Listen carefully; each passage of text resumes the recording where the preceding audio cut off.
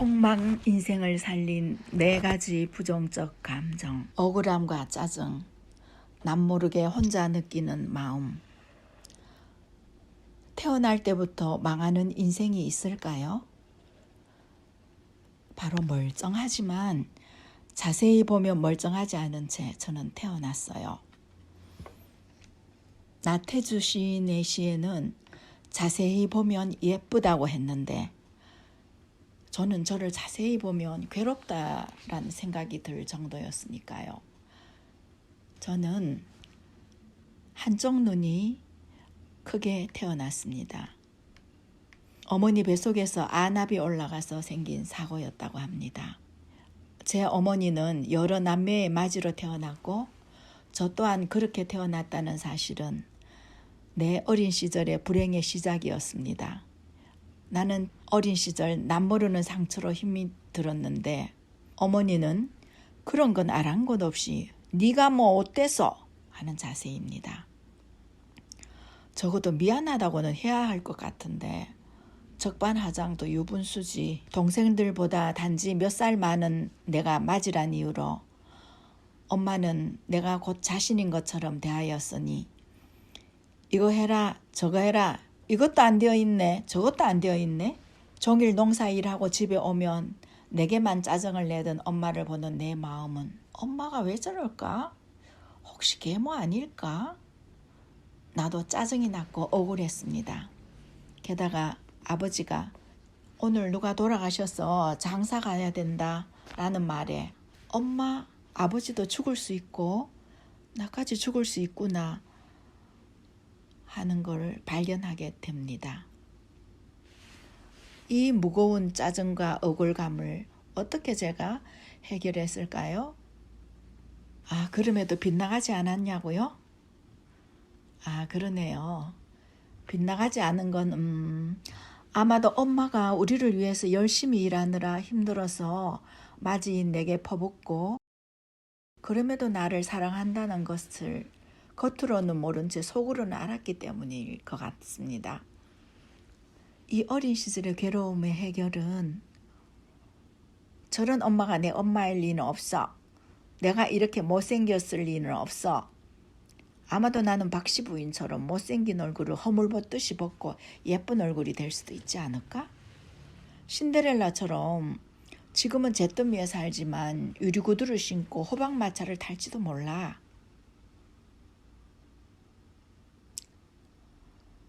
다른 세상을 꿈꾸는 것과 이러한 책들이 제게는 큰 친구였습니다. 그래도 저는 명랑한 아이였답니다. 이름에 명자가 들어갔거든요. 이름은 언제나 그 값을 하거든요. 좌절감, 길은 어디에나 있었다. 3년 헌신과 봉사의 길로 가기 위한 마음의 수련장에서 보냈다.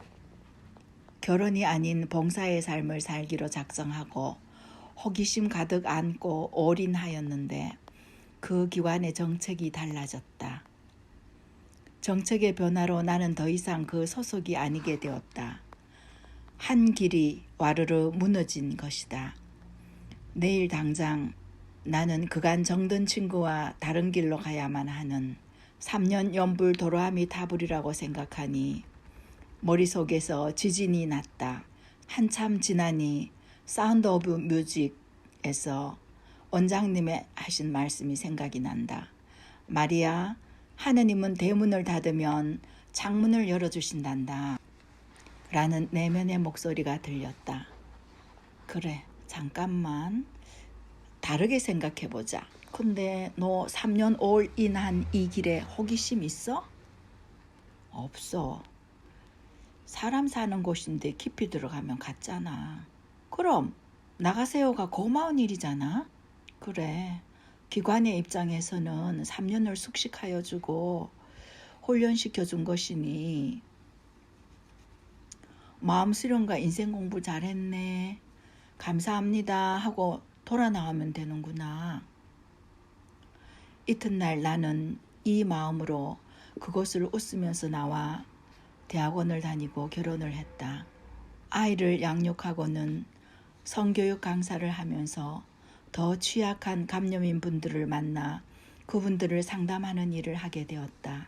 그 길을 떠나온 지 20여 년 후에 그 길을 계속 가고 있는 친구들을 만나면서 그 친구들보다 내가 더 힘든 분들을 만나고 있음을 알게 되었다. 아, 이것이 운명이구나. 나도 몰랐던 취약한 사람들과 함께하는 내 운명을 만난 나는 머리가 뾰족 서는 놀라운 느낌이 들었다. 나는 이 일을 통해서 계속 떠나온 길에 그 봉사를 하는 셈이었다. 길은 세상 어디에나 있었던 것이고 내가 그 길에 있었다는 것은 나로서는 놀랍고 행복한 발견이었다. 세 번째 이야기, 두려움, 도의 허물을 벗다. 상담 일을 하는 나는 내면을 향한 정진을 놓지 않는다. 마음을 연구하는 건 평생 내 일이었나 보다. 오로지 마음의 정진만, 성장하고 싶은 간절한 마음만.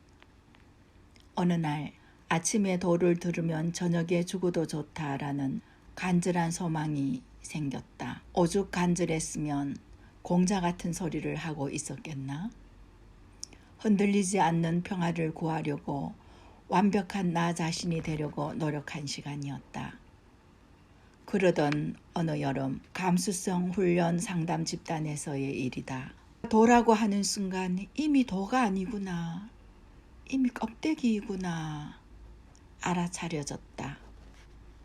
그간 애써 쌓아 올린 마음 공부가 와르르르르. 그간 그리 애썼는데 빈 껍데기를 잡고 있었다니. 대성통곡을 했다. 그러고 나니 아무것도 없네. 그간 돌을 닦겠다고 쌓아 올린 건물이 없어진 상태. 허전하고 후들들 떨리는 황량한 마음의 빈터. 그 자리에 서 보셨는지 코칭하시던 선생님은 나를 이해해 주시고 집단에 참석하지 않도록 그냥 둬주셨다. 나는 그 상태에서 올라오는 첫 번째 감정을 지켜보기로 하였다. 감수성 훈련 집단이니 그것이 집단의 목적이었기도 했다. 그날 나는 허허로운 상태에서 잠을 잤다. 이튿날 아침 올라오는 한 감정, 두려움.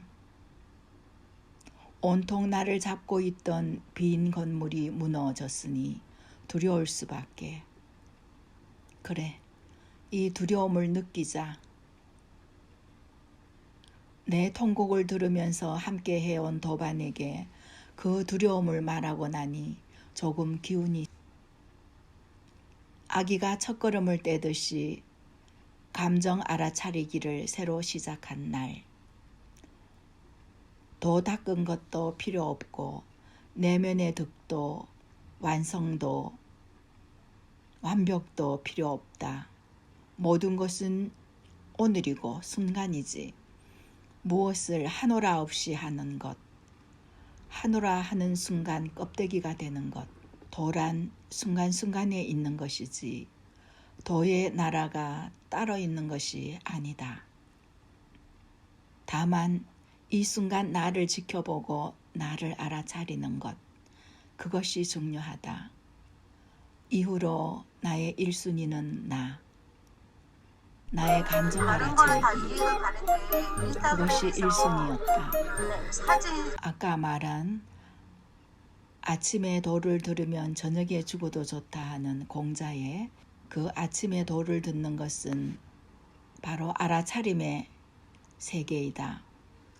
그것은 도의 딴 세상이 아니었다. 무너지고 나니 더 단순해지고 더 행복해지는 날들. 네 번째, 부담감. 박사가 되다. 이미 행복한데 다시 뭔가를 더 해?